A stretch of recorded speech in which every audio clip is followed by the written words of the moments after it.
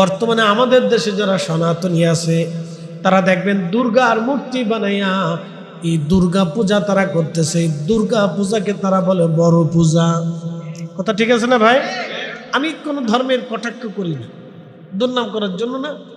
হিন্দু ভাইরা যদি থাকেন তো ভাইবেন না যে হুজুর দুর্নাম করতেছে, বোঝার জন্য বলতেছি, এটা তাদের বিশ্বাস।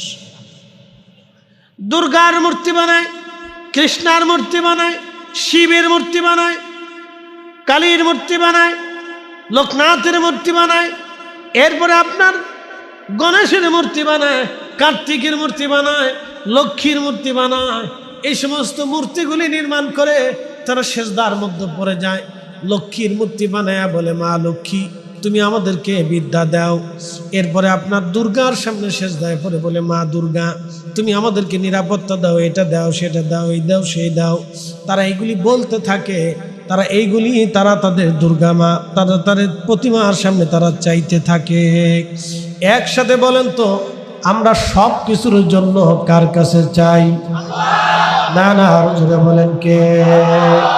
কুল হুয়াল্লাহু আহাদ আল্লাহুস সামাদ লাম ইয়ালিদ ওয়া লাম ইউলাদ ওয়া লাম ইয়াকুল লাহু কুফুওয়ান আহাদ।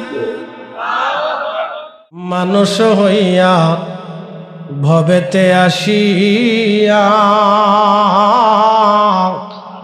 মানুষের করিলাম কি?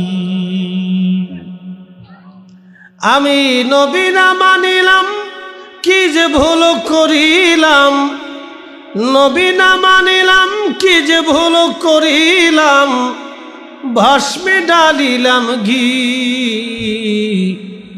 মানুষ হইয়া ভবেতে আসিয়া মানুষের করিলাম কি? আমার দিকে দেখান, আমি ছোট্ট একটা প্রশ্ন করি, জবাব দিবেন। আমার মাথায় কি আছে?